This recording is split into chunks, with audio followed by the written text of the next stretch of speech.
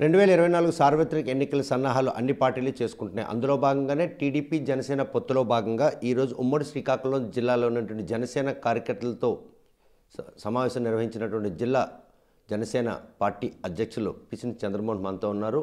ఈరోజు పొత్తుల్లో భాగంగా వారు వైసీపీని ఓటమే ధ్యేయంగా వారు ముందుకడుగులు ఇస్తున్న పరిస్థితి ఉంది. ఈ విధంగా తోడుగా నిలుస్తుందన్న విషయాన్ని కూడా మనం పిసిని చంద్రతో ప్రశ్నిస్తాం. చూస్తే కనుక ముందుగా కంగ్రాచులేషన్స్ శ్రీకాకుళం జిల్లా జనసేన అధ్యక్షులను నియమితులైనందుకు. చూస్తే ఈరోజు పొత్తుల్లో భాగంగా సీట్లు బట్టవాడ ప్రక్రియ కూడాను సమీపిస్తుంది. 90 రోజులు కూడా ఎలక్షన్ లేనటువంటి సమయం కూడా ఈ తరుణంలో టీడీపీ జనసేన కలిసి వైసీపీ ఓటమే ధ్యేయంగా మీ పార్టీ అధినేత తీసుకున్న నిర్ణయానికి ఈరోజు కాంగ్రెస్ పార్టీ కూడాను ఆంధ్రప్రదేశ్లో పుంజుకునే పరిస్థితి కనిపిస్తుంది. ఈ అంశం ఏ విధంగా మీరు వేసినటువంటి ఈ పొత్తుల వ్యవహారానికి గండి కొట్టే పరిస్థితుందా, లేకపోతే చేదోడుగా నిలిచే పరిస్థితి కనిపిస్తుంది? ప్రస్తుత తరుణంలో ఆంధ్రప్రదేశ్లో సార్వత్రిక ఎన్నికలు సంభవిస్తున్న నేపథ్యంలో ఏదైతే వైసీపీ విముక్త ఆంధ్రప్రదేశ్ అనే ఒక నినాదంతో మా అధ్యక్షులు శ్రీ కొనిదెల పవన్ కళ్యాణ్ గారు తీసుకున్నటువంటి నిర్ణయాన్ని ఈ రాష్ట్రంలో ఉన్నటువంటి అన్ని వర్గాలు కూడా ఏకీభవిస్తూ ఉన్నాయి. ఆ తరుణంలోనే మేము ఇప్పుడు వెళ్తూ ఉన్నాం. దాంట్లో భాగంగానే జిల్లా అధ్యక్షులుగా బాధ్యతలు తీసుకున్నాక ఈరోజు శ్రీకాకుళం వేదికగా జిల్లా విస్తృతస్థాయి సమావేశాన్ని ఏర్పాటు చేసుకున్నాం. విస్తృతస్థాయి సమావేశానికి మండల అధ్యక్షులు, క్రియాశీలక సభ్యులు, జిల్లా నాయకులు, నియోజకవర్గ సమన్వయకర్తలు అందరూ హాజరై భవిష్యత్ కార్యాచరణ ఓవైపు ఎన్నికల పొత్తు టీడీపీ జనసేన అన్నటువంటి ఒక పోకట్లో పోతున్న ఈ తరుణంలో ఈరోజు కేవలం జనసేన విస్తృత స్థాయి సమావేశం ఏర్పాటు వెనుకున్నటువంటి ఆంతర్యం ఏంటంటే ఆంతర్యం అందులో ఏముండదు. పార్టీ బలోపేతం క్షేత్రస్థాయిలో బూత్ లెవెల్లో క్షేత్రస్థాయిలో బలోపేతం చేయాలన్న కృతనిశ్చయంతో మా అధ్యక్షులు వారు ఇచ్చినటువంటి సందేశాన్ని పుణికిపుచ్చుకొని ఈరోజు మండల కమిటీలు, పట్టణ కమిటీలు, నియోజకవర్గ కమిటీలు, అట్లాగే జిల్లా కమిటీని కూడా పూర్తిగా కమిటీలు వేయడానికి దిశానిర్దేశం చేసుకోవడానికి కార్యాచరణ సిద్ధం చేసుకున్నాం. అందులో భాగంగానే సింగిల్గా మీటింగ్ పెట్టుకున్నాం తప్ప మీరు వేరుకోట పెట్టడం అనేది మరి పొత్తులని వ్యవహారం నడుస్తున్న ఈ తరుణంలో జనంలో ఒక అనిశ్చితి నెలకొనే పరిస్థితి ఉండదా? ఈ మీరు ఈ ఎన్నికల వ్యూహం ఇది పార్టీ క్యాడర్ మీటింగు. పబ్లిక్లోనైతే ఏదైనా చంద్రబాబు నాయుడు గారు వస్తే మొన్న యువగళం కార్యక్రమానికి మేము వారు కలిసి వెళ్ళాం. యువగళంలో ఏదైతే మా సందేశాన్ని ఇచ్చాం, ప్రజలు ఆస్వాదిస్తున్నారు. ఈరోజు ఏదైతే ఈ ఆంధ్రప్రదేశ్లో కానీ భారతదేశ చరిత్రలోనే నీతి, నిజాయితీ, నిబద్ధత కలిగినటువంటి ఏకైక నాయకుడు ఎవరైనా ఉన్నారంటే శ్రీ కొనిదెల పవన్ కళ్యాణ్ గారు. కానీ జాతి యావత్తు కూడా నమ్ముతూ ఉంది. ఆ దిశగానే ముందుకు పోతా ఉన్నాం. చూస్తే 10 నియోజకవర్గాలు శ్రీకాకుళం జిల్లాలో ఇప్పటి వరకు జనసేనకి ఎమ్మెల్యేగా పోటీ చేసినటువంటి ఒక అభ్యర్థిని ఎవరినైనా ఐడెంటిఫై చేశారు? ప్రస్తుతం ఏంటంటే ఈ సీట్ల ప్రక్రియ అన్నది జరుగుతూ ఉంది. అందులో సీట్ల అంటే ఏదైతే ఉమ్మడిగా జనసేన టీడీపీ ఎక్కడెక్కడ చేయాలి ఏంటి ఇక్కడిగా పవన్ కళ్యాణ్ గారిని నమ్ముతూ ఉన్నారు. అందులో భాగంగానే టీడీపీ జనసేన కలిసినటువంటి నేపథ్యంలో ఈ రెండు పార్టీలను కూడా ఇప్పుడు అధికారం ఇస్తే ప్రజల బాగోగుల కోసం పనిచేస్తారు. ఎస్సీ, ఎస్టీ, బీసీ, మైనార్టీలు బాగుపడతారు. ఇప్పటి వరకు ఉన్నటువంటి కార్పొరేషన్లు ఏవైతే 56 కార్పొరేషన్లు ఒక్క పావలా ఇచ్చినటువంటి పరిస్థితులు లేనటువంటి దుస్థితిలో ఉన్నాయి.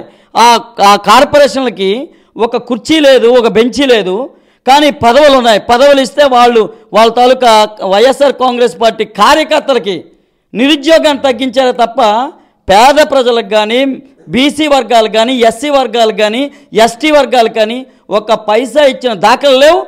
దాంట్లో ఏమైనా ఇచ్చామంటే డిబేట్కి రమ్మని చెప్పండి.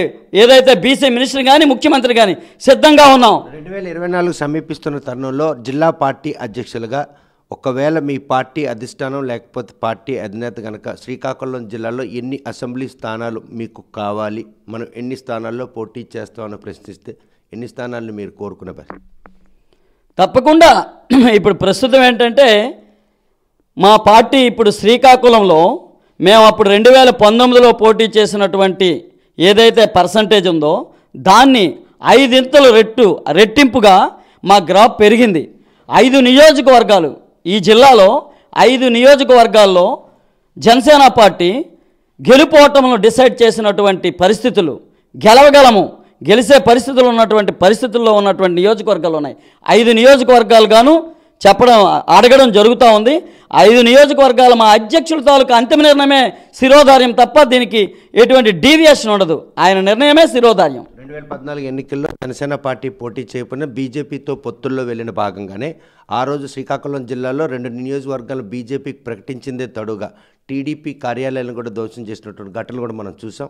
రేపు ఈరోజు 24లో కనుక మీకు పలానా నియోజకవర్గం కేటాయిస్తే టీడీపీ దానికి ఏకీపించే పరిస్థితి. చాలామంది ఇదే లాస్ట్ ఎన్నికలుగా దిశగా 2024లో అభ్యర్థులందరూ కూడాను ప్రస్తుతం ఉన్న ఇన్ఛార్జీలందరూ కూడా స్థిరపడి ఉన్నారు.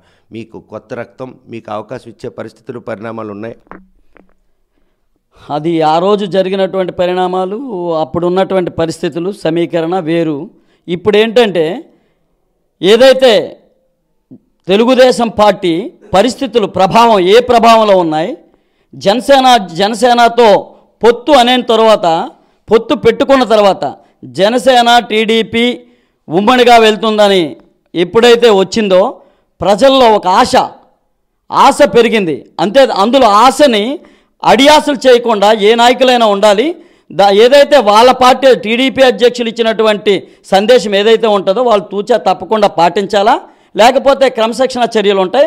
అట్లాగే మా పార్టీలో కూడా మేము ఆయన ఇచ్చినటువంటి ఏదైతే మా పార్టీ అధ్యక్షులు కొణిదెల పవన్ కళ్యాణ్ గారు ఇచ్చినటువంటి సందేశం మేరకు ఆయన ఇచ్చినటువంటి శిరోధార్యంగా వెళ్ళకపోతే మా మీద కూడా క్రమశిక్షణ చర్యలు తీసుకుంటారు. అందులో ఎటువంటి ఆలోచన ఉండదు, వెనుకంజి కూడా ఉండదు. ఎన్నికలు సమీపిస్తున్న ఈ తరుణంలో టీడీపీ జనసేన కలిసి ఒక అనూహ్యన మొన్న యోగాలో అంతిమ సభలో ఉన్నటువంటి ఆ జోష్ మళ్ళీ కొంచెం గ్రాఫ్ తగ్గినట్టు అనిపిస్తుంది.